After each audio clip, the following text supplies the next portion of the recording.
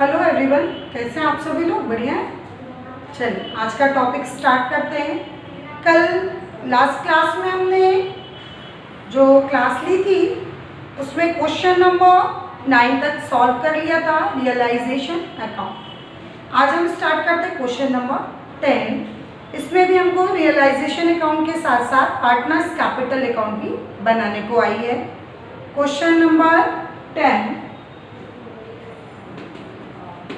आप भी अपनी बुक में देखेंगे, पेज नंबर 381 पे है। काला गोरा तथा भूरा साझेदार थे जो 2:1 में प्रॉफिट एंड लॉस बांटते थे। उनका चिट्ठा निम्नानुसार है। जिस तिथि को साझेदारी का विघटन किया, संपत्तियों की वसूली निम्नानुसार हुई। फॉर्मेट आपको पता है, सारी जो एसेट्स होती हैं वो कहाँ पर ट्रांसफ़र होगी? डेबिट में, कैश को, बीडीआर को छोड़ के। ठीक है, तो हम स्टार्ट करते हैं क्वेश्चन। सबसे पहले हम लिखते हैं, हमको दिया है डेबिटर 16,000 रुपये टू डेबिटर अकाउंट 16,000 रुपये। फिर उसके बाद दिया है स्टॉक 15,000 रुपये, स्टॉक अकाउंट 15,000 रुपये। नेक्स्ट है फर्नीचर 19,000 रुपये, फर्नीचर अकाउंट 19,000 रुपये। नेक्स्ट है कैश क्रेडिटर। ठीक है, अब नेक्स्ट है बिल्डिंग 38,500 रुपये,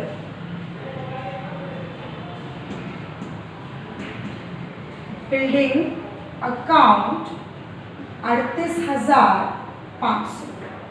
ये तो हमने बाय साइड की एसेट्स पूरी कंप्लीट कर ली। अब बारी आती है क्रेडिटर की। एडजस्टमेंट में देखिए क्रेडिटर दिया है क्या? तो हाँ, एडजस्टमेंट में हमको क्रेडिटर दिए हैं कुल 23,000 और रियलाइजेशन एक्सपेंसेस यानी विघटन व्यय के नाम से जो रियलाइजेशन एक्सपेंसेस है वो 1,000 रुपये है। तो सबसे पहले हम लिखेंगे टू क्रेडिटर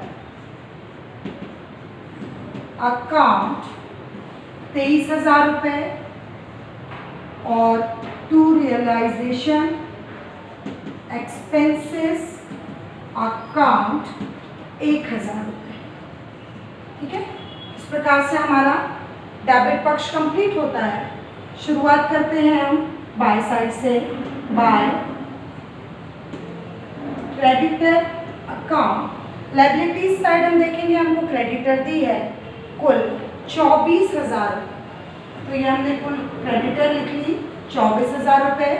उसके बाद हम जब बाय साइड से एसेट्स में डेबिटर लेकर ट्रांसफ़र किया था, हमने डेबिट में डेबिटर और बीडीआर हमारा था, तो बाय साइड का डेबिटर 2 में आएगा बैलेंस शीट से और बीडीआर जो 500 रुपये था वो वहीं पर रहेगा। यानी प्रोविज़न फॉर डाउटफुल डेट या बीडीआर अकाउंट हमको दिया है 500 रुपये और उसके बाद जाएगा बाय कैश अकाउंट। जैसा कि आपको बताया जा चुका है पहले की क्लास में कि ये चैप्टर फर्स्ट क्वेश्चन से लेके लास्ट क्वेश्चन तक सेम, किसी भी प्रकार का इसमें डाउट बिल्कुल नहीं है।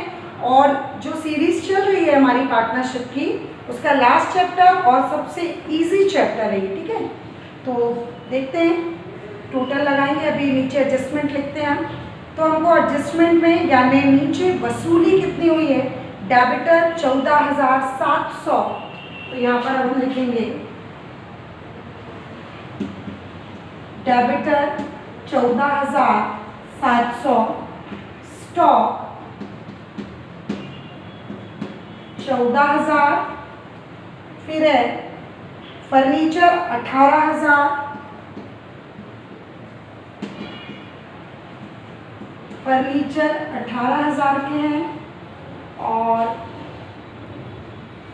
Building 41,500, building 41,500।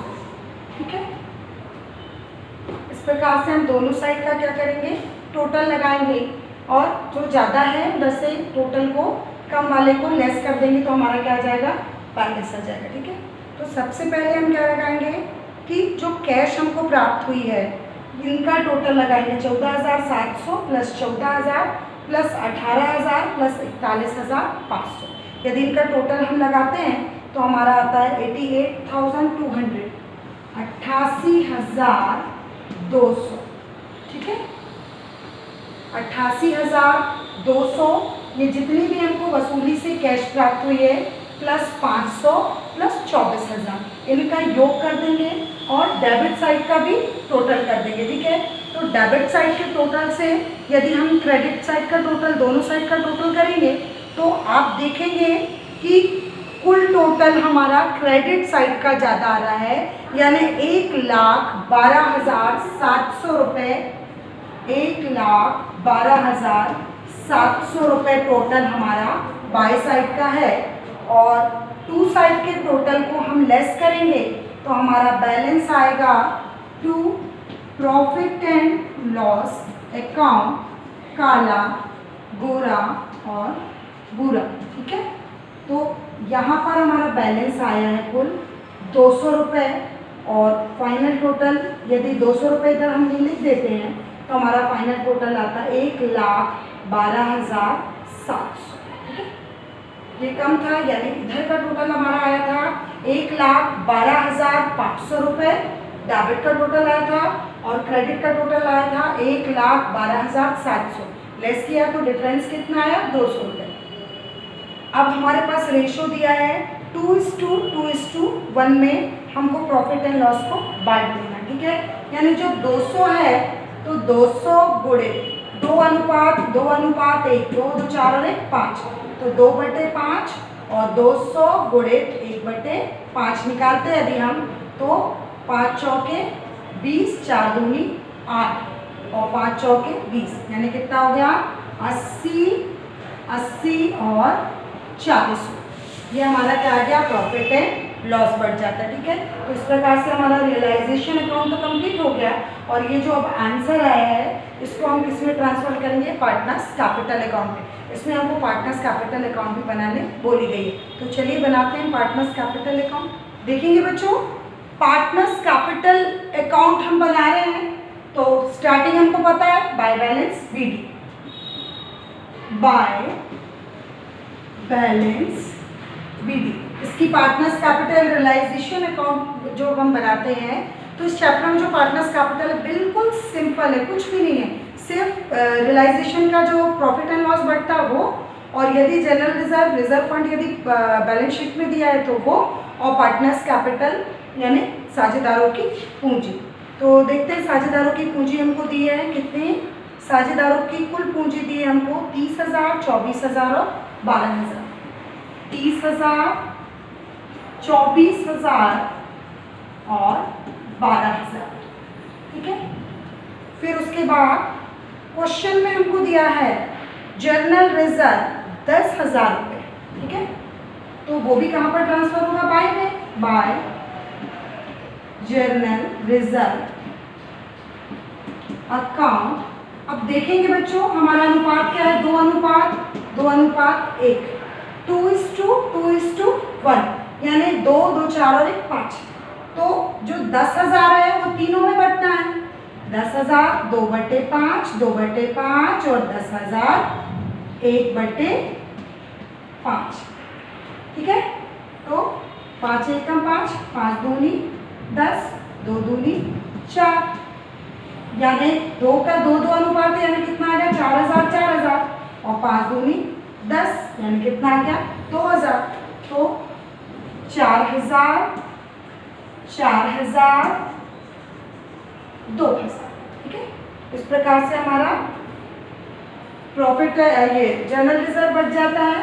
उसके बाद आप देखेंगे रियलाइजेशन अकाउंट में 2 साइड बैलेंस आया था, जो ट्रांसफर कहाँ पर होगा, by side, by profit and loss account 80, 80 और 40। इस प्रकार से इतनी ही मदें इसमें शामिल थी और इसका अब हम क्या करेंगे, फाइनल टोटल लगा लेंगे, ठीक है। तो देखते हैं, टोटल लगाते हैं और फिर बैलेंस निकाल लेंगे।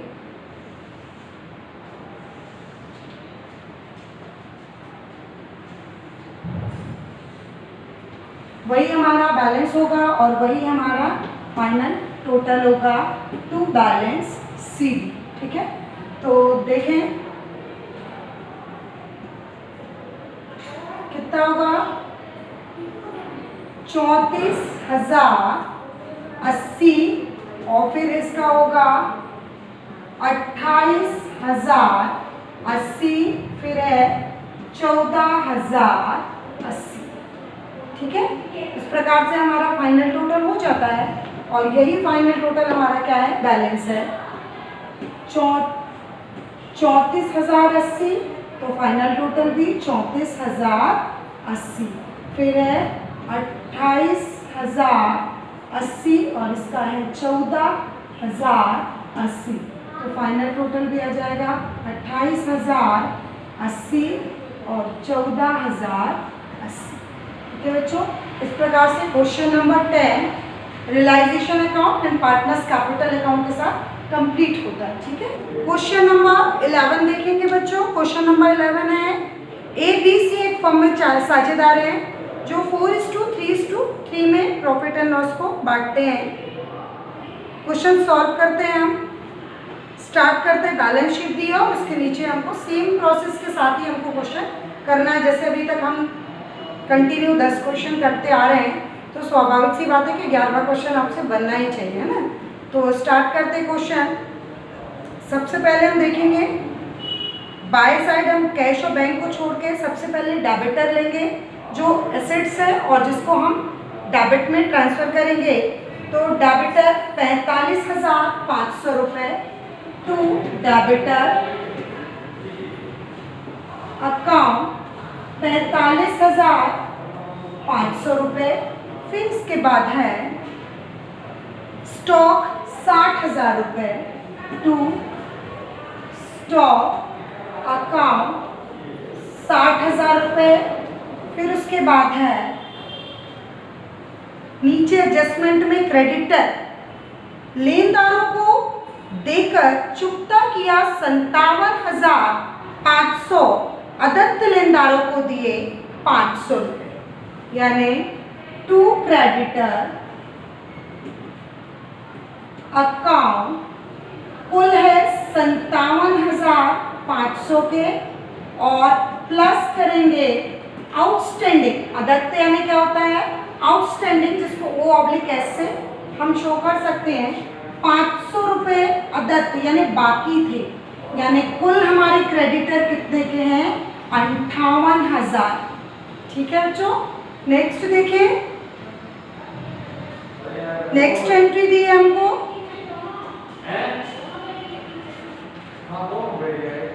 रियलाइजेशन एक्सपेंसेस हमको नहीं दिया है। क्वेश्चन में देखेंगे दिया है जो 600 रुपये व्यय हैं, 600 रुपये जो वसूली व्यय दिए हैं वो B द्वारा व्यक्तिगत रूप से वहन कर दिया गया। अब A, B और C 3 पार्टनर हैं जिनमें से वसूली व्यय B कह रहा है कि मैं खुद वहन करूंगा, यानी उसका खर्चा वो अलग से उठाने के लिए तैयार है। तो क्या वो प्रॉफिट एंड लॉस में शामिल किया जाएगा? नहीं, इसलिए इसमें वसूली व्यय शामिल नहीं होगा। आप देखेंगे क्वेश्चन में नोट भी आपको अलग से दिया हुआ है, ठीक है। क्योंकि B क्या कर रहा है, जब स्टार्ट हो रहा है तो सेकंड लाइन में देखें B को संपत्तियों की उन्होंने समापन करने का निर्णय लिया है एवं B को संपत्तियों की वसूली तथा रकम का वितरण करने के लिए नियुक्त किया गया। तो फ्री में नियुक्त नहीं किया गया, उनको कमीशन बेस पे रखा गया, ठीक है। तो आप देखेंगे कि क्वेश्चन में दिया है कि B को पारिश्रमिक का के रूप में स्टॉक व देनदारों से वसूली का 5% मिल रहा है। अब वो भी खर्च है, क्योंकि व्यवसाय में अब हम B को कार्य सौंपा है और कमीशन देना पड़ रहा है, तो खर्च है, यानी to B's commission account, B's commission account. आप देखेंगे जो वसूली वाले पुस्तक मूल्य जो सवाल के अंदर दिए रहते हैं, वसूली वाले अमाउंट जो एडजस्टमेंट में नीचे दिए रहते हैं, तो वसूली वाले अमाउंट में कह रहे हैं कि देनदार और स्कंद से 5%। तो देनदार है हमारे 35,000 के और स्कंद है हमारे 45,000 के, यानी कुल कितने हो गए 80,000। 80,000 का यदि हम 5% निकालते हैं, यहाँ पर हम देखते हैं 80,000 गुणे 5 यदि 100 करते हैं तो हमारा आता है कितना 4,000। ठीक है, ये 20 कमीशन हमारा कितना निकल गया 4,000 रुपये। अब चलते हैं बाय साइड। तो बाय साइड की शुरुआती होती है बाय क्रेडिटर अकाउंट। क्वेश्चन में क्रेडिटर हमको दिए हुए हैं 59,000, 59,000 रुपये के क्रेडिटर हैं। और उसके बाद हम देखेंगे बाय कैश अकाउंट में स्टार्ट करते हैं हम। BDR पहले लिखेंगे, BDR जो हमने डेबिटर ट्रांसफर किया तो BDR वहीं पर छोड़ा था। By bad debt reserve account 2,500 रुपये। ठीक है, और उसके बाद हम आएंगे by cash account, by cash account. तो देखते हैं बच्चों, बाय कैश अकाउंट में वसूली वाले अमाउंट हमको नीचे दिए हैं। BDR हमको दिया है, सॉरी डेबिटर हमको दिया है 35,000, तो लिखते हैं हम डेबिटर 35,000, फिर स्टॉक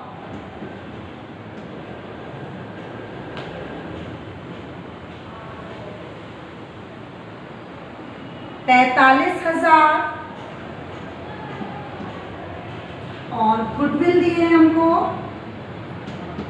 गुडविल 2,000। ठीक है, यदि इसका योग करते हैं तो 82,000 रुपये हमारा टोटल आता है। किसका 35 प्लस 45 प्लस 2,000 का 42,000 रुपये टोटल आता है। और उसके बाद 82,000 रुपये टोटल आता है। उसके बाद क्या करेंगे हम फाइनल टोटल लगाएंगे। तो यदि हम डेबिट साइड का टोटल लगाते हैं तो हमारा फाइनल टोटल आता है 1,67,500 और क्रेडिट के टोटल को लेस कर देंगे तो यहाँ का टोटल आता है 1,67,500 by profit and loss account ABC। तीनों में पड़ जाएगा प्रॉफिट एंड लॉस। और यदि हम टोटल लगाते हैं तो लेस करने पर हमारा आता है 24,000 रुपये। ठीक है, 24,000 रुपये और फाइनल टोटल 1,67,000, 1,67,500।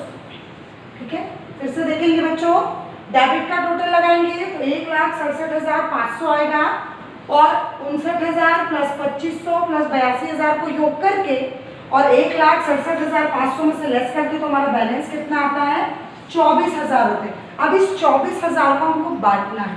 हमारे पास रेशो दिया है क्वेश्चन में, तो रेशो है हमारा 4:3:3 यानी 4/10, 3/10, 3/10 में हम क्या करेंगे 24,000 को बांटेंगे तो हमारा आएगा 9,600, 7,200, 7,200। ठीक है, इस प्रकार से आप देखेंगे बच्चों तो हमारा रियलाइजेशन अकाउंट कंप्लीट हो जाता है। ठीक है, तो आशा करती हूँ कि आपको समझ में आ गया होगा। ठीक है, तो इस प्रकार से क्वेश्चन कंप्लीट हो जाता है। और आज हमने question number 10 realisation account in partners capital किया और क्वेश्चन नंबर 11 में सिर्फ रियलाइजेशन अकाउंट ही हमको करना है। ठीक है, इतना ही करना है और कल क्वेश्चन नंबर 12 से कंटिन्यू करेंगे। Thank you so much.